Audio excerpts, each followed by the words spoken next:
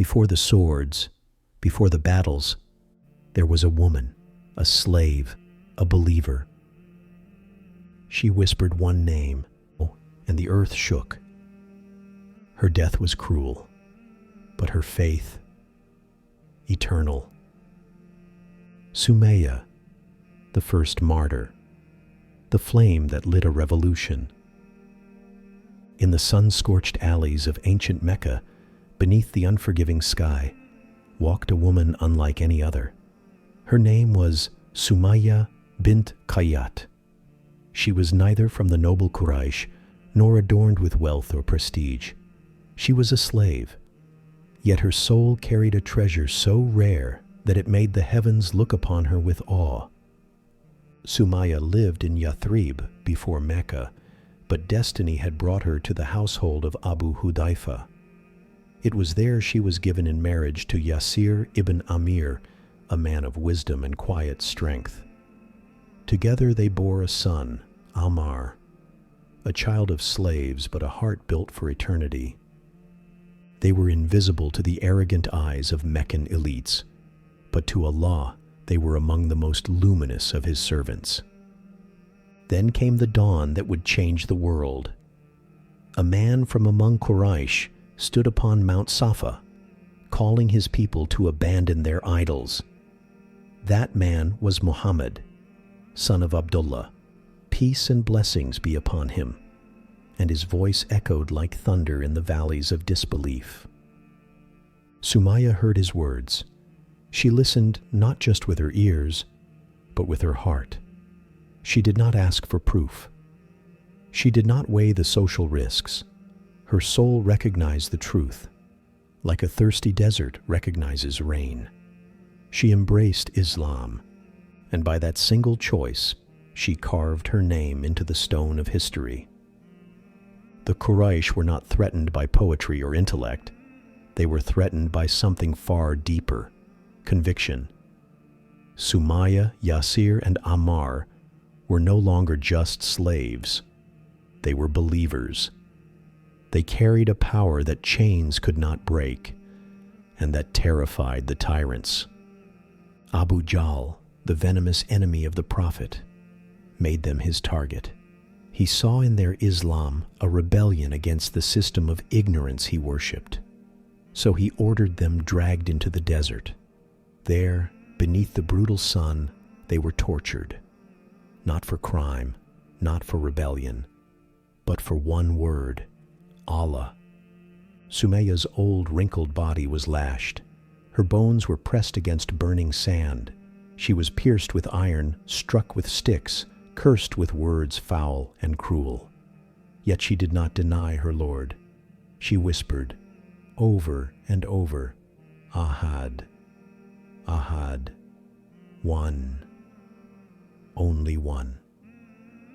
The messenger of Allah passed by and saw her under torment. His voice trembled as he said, "Be patient, O family of Yasir, for your meeting place is paradise." Soumayya did not flinch. She did not ask for relief. Her soul had already seen paradise. Abu Jahl was not a man. He was a storm of arrogance and rage. He hated that a woman, a slave woman, defied him. Her patience mocked his cruelty. Her silence was louder than his screams. One day, his fury exploded. He took a spear and drove it into her most private part, a savage, humiliating death. She gasped, but even in her final breath, her lips trembled with the name of Allah. And thus, Soumayya became the first martyr in Islam, the first soul to rise to her Lord, drenched in blood, but shining in light.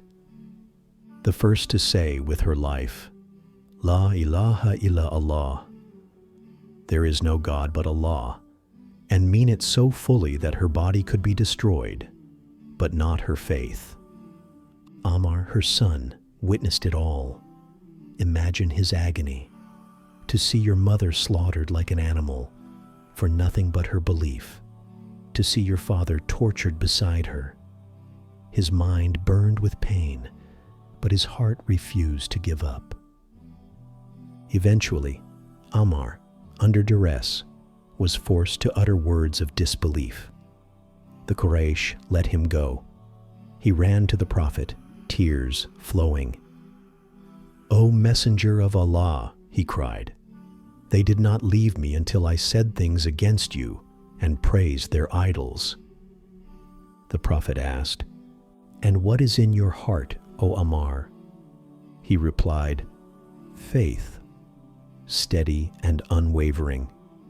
The Prophet, peace and blessings be upon him, placed his hand on Ammar's chest and said, "If they return, then you may say again what you said, so long as your heart remains in faith." Thus, even in compromise, Ammar's soul was untouched, and through him, his mother's legacy lived on. What made Soumayya extraordinary was not her status. It was not her lineage or her voice. It was her faith, quiet, firm, unyielding. She did not lead armies. She did not write verses, but she stared down death and did not blink. Islam did not begin with palaces or politics.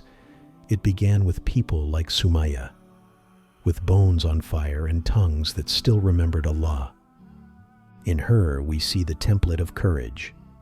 In her, we witness the secret of how faith makes the weak invincible. She was not just the first martyr. She was the torchbearer.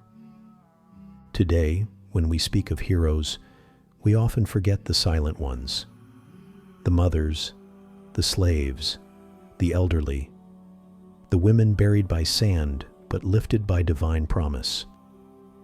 Soumayya stands as a monument, not of stone, but of meaning.